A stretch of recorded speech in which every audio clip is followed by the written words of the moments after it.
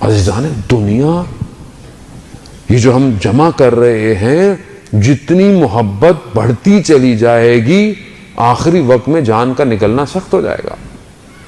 اتنی ساری زندگی میں محنت کی اور آخری وقت میں، اور شیطان پوری کوشش کرتا ہے آخری وقت میں نے پہلے بھی آپ کی خدمت میں عرض کی، پوری کوشش کرتا ہے آخری وقت میں آ کے لے جائے.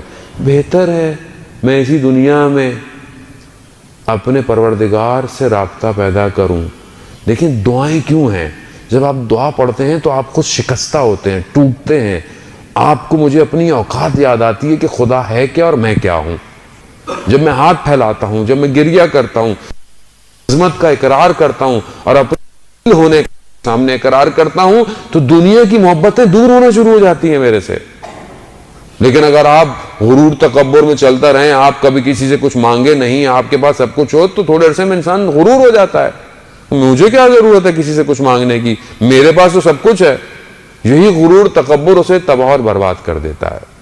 اس لیے کہا کہ 5 وقت سجدے کرو، اور سید الساجدین کے ماننے والوں کے سجدے طولانی ہونے چاہیے.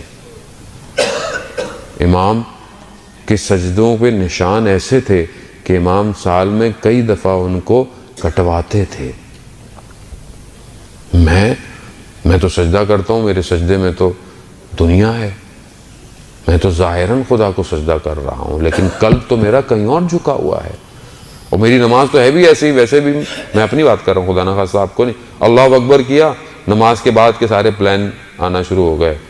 یہ مصیبت موبائل ایسا ہے کہ نماز میں بھی انسان کو نہیں چھوڑتا، ٹڑنگ ٹڑنگ ٹڑنگ بجتا رہتا ہے. اب یہ پتہ نہیں کس کا میسج آیا ہوگا، کس کا میسج آیا ہو. تعقیبات سے پہلے میں میسج اٹھاتا ہوں کہ جواب دے دوں.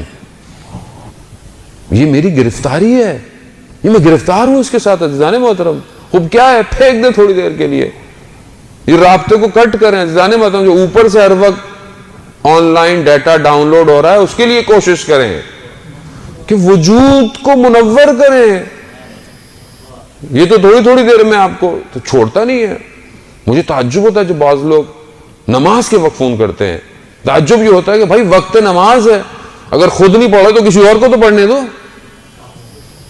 اول وقت انسان پہچانا ہی ایسے جاتا ہے، لیکن وہ اسی ٹائم فون کر دیتے ہیں. اذان محترم، انسان کس چیز سے پہچانا جائے گا؟ جس ٹائم پہ جو صدا آ رہی ہو، جو پکار رہا ہو، اس کے لبیک سے ہی تو انسان کی شخصیت پہچانی جاتی ہے کہ میں ابھی اس ٹائم کہاں ہوں. میں اپنی بات کر رہا ہوں، کوتاہیاں انسان کے اپنے اندر، ہماری بھی کوتاہیاں. ایسی بات نہیں ہے کہ آپ بولیں گے مولانا صاحب ماشاءاللہ بالکل نہیں. سب سے زیادہ مشکلات ہی مولوی کو ہوتی ہیں، کیونکہ بہت ساری باتیں جانتا ہے اور عمل اس کا ویسا نہیں ہے. آپ تو جتنا بہرحال جانتے ہوں گے انشاءاللہ اس پہ عمل کرتے ہوں گے، لیکن ہم تو بہت کچھ جانتے ہیں لیکن ہمارا عمل ضعف ہے، ضعیف ہے. اور روایات میں کہ جو شخص جانتا ہو اور اس کا عمل اس کے علم سے کم ہو تو خدا اس پر 70 بلائیں نازل کرتا ہے، اور اس میں سے سب سے کم بلا اس کی عبادت میں سے اس کی کیفیت کو چھین لیتا ہے. اب آپ ٹکریں مارتے رہیں.